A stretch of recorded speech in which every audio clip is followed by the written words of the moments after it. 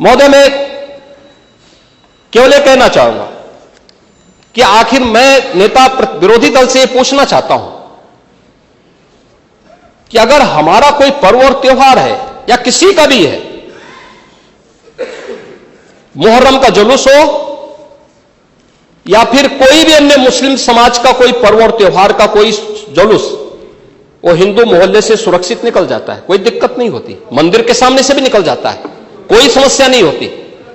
लेकिन इस समस्या केवल वहीं पे क्यों खड़ी होती है जब कोई हिंदू शोभा यात्रा किसी मस्जिद के सामने से, किसी मुस्लिम बाहुल्य क्षेत्र से निकलती है, तब क्यों तनाव पैदा हो जाता है? तभी क्यों झंडा लगाने में क्या समस्या आ रही है? क्या भारत की धरती पे केसरिया झंडा नहीं लग सकता? क्यों नहीं लग सकता? क्यों नहीं लग सकता? मैं यही पूछना चाहता हूं, आखिर ये दंगे क्यों किए जाते हैं? और बहराइच का मामला, महाराजगंज उस कस्बे का, जहां के बारे में आप कह रहे हैं कि लगातार मुस्लिम बस्ती थी, मोना जी ने भी इस बात को कहा कि बस्ती थी, प्रशासन नहीं था, 4 कंपनियां पुलिस थी वहां पे, और दंगा सड़क पे नहीं हो रहा था, गोली घर के अंदर से चल रही थी।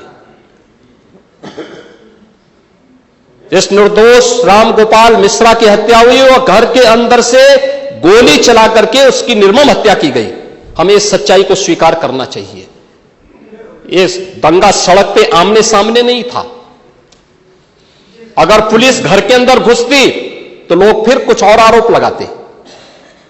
पुलिस ने बचाव करने का अपना प्रयास किया, 4 कंपनियां वहां पे थी, और आप कह रहे हैं कि माननीय मोना जी ने भी कहा कि भारतीय जनता पार्टी के विधायक ने आरोप लगाए। भारतीय जनता पार्टी के विधायक ने इस हल्दी की घटना को लेकर के नहीं, इस महाराजगंज कस्बे की घटना को लेकर के नहीं, ये उस समय बहराइच कस्बे में थे, और बहराइच कस्बे में इनकी गाड़ी पर हमला हुआ, जो वहां से 30-35 किलोमीटर दूर है, वहां पे एक पथराव हुआ था।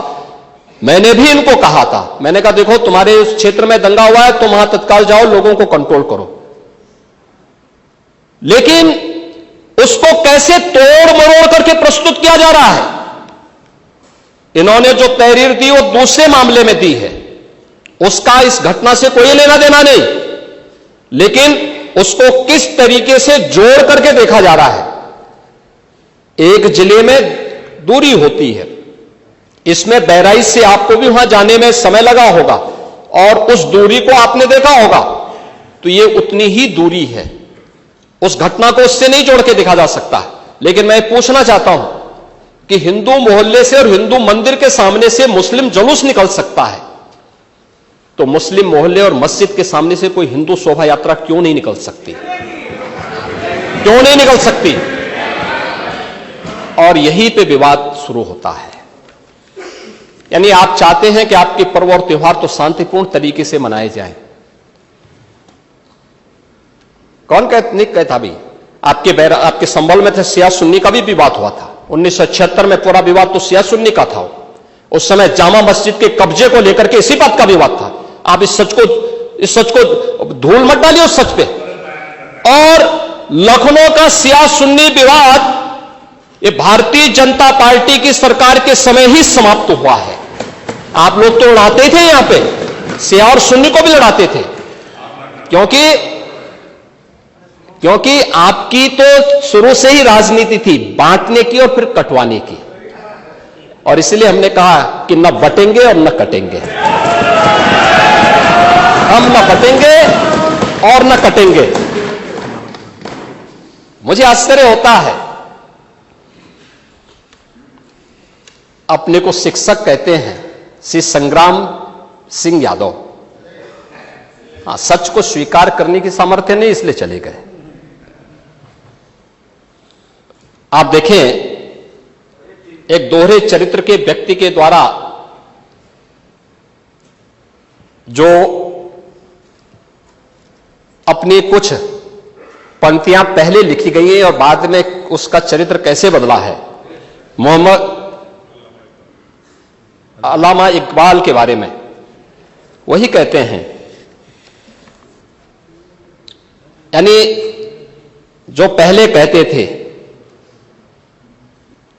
उन्होंने क्या बात कही थी बाद में?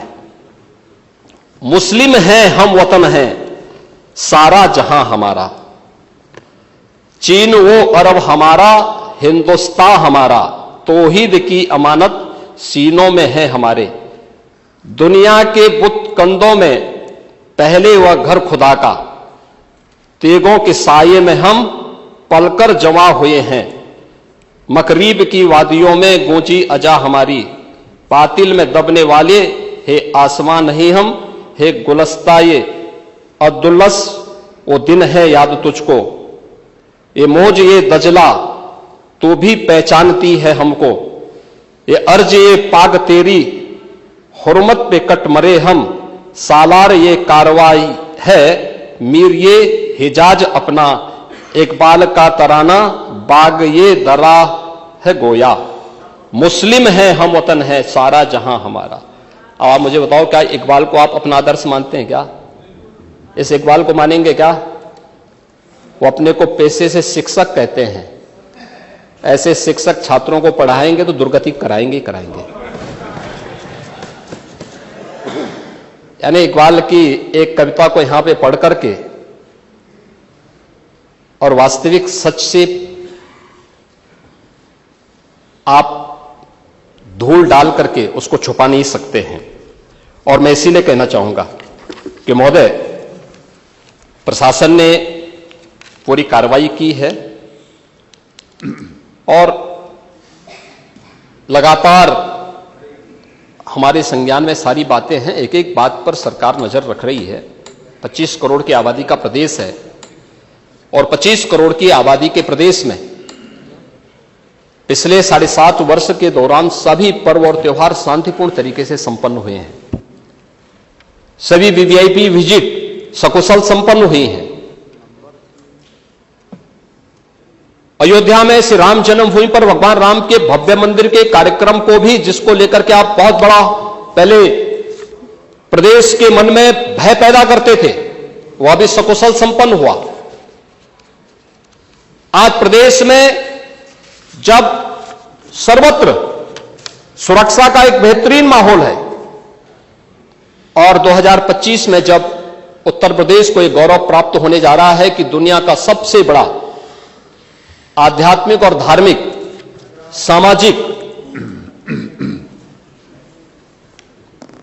जो उत्सव हो, एक महापर्व है महाकुंभ प्रयागराज, जिसमें पूरी दुनिया का एक समागम होने वाला है, जब इसे आयोजित करने का अवसर प्राप्त हो रहा है, तब मैं विपक्ष के अपने साथियों से कहना चाहूंगा कि प्रदेश के माहौल को अपने वक्तव्यों से और अपने करतूतों से कृपया खराब न करें।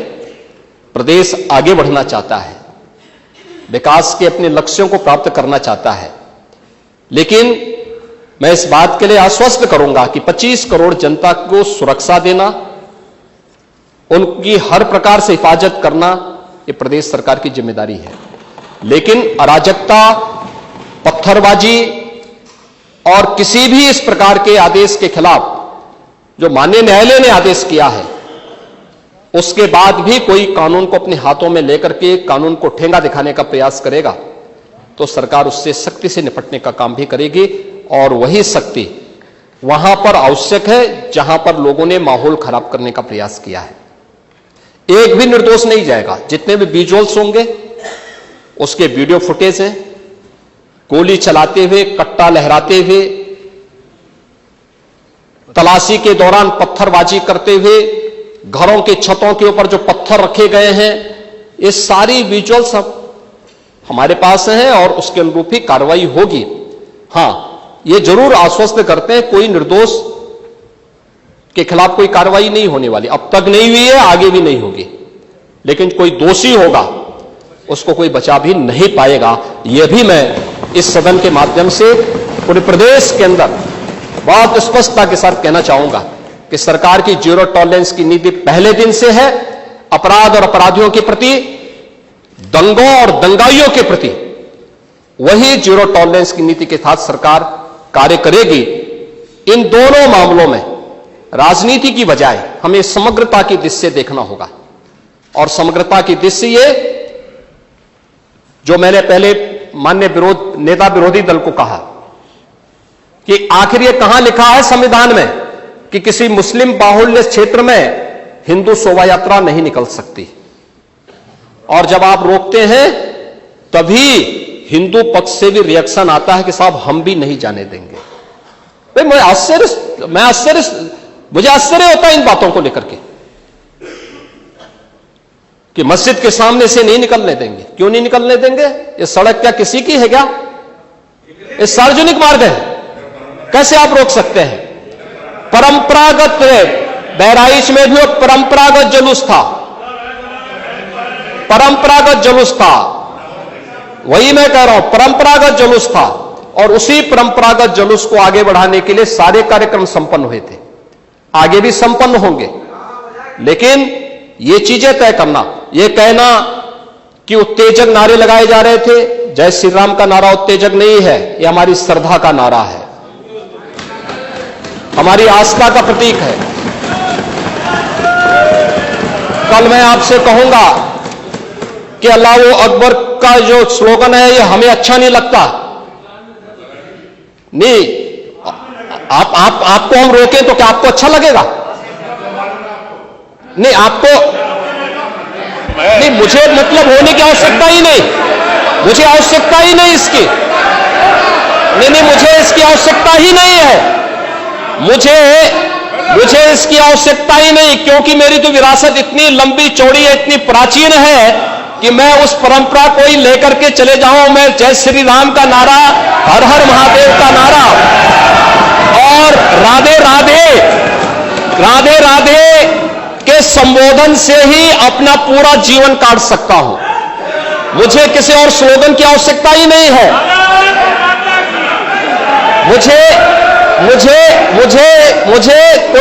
कोई अन्य नारे की आवश्यकता ही नहीं है, कोई संबोधन की आवश्यकता नहीं। लेकिन मैं आपसे कहना चाहता हूं, कल कोई आपसे कहेगा, कोई हिंदू भी ये कहेगा कि साहब हमें भी परेशानी है, आप लोग मत बोलिए, क्या आपको अच्छा लगेगा?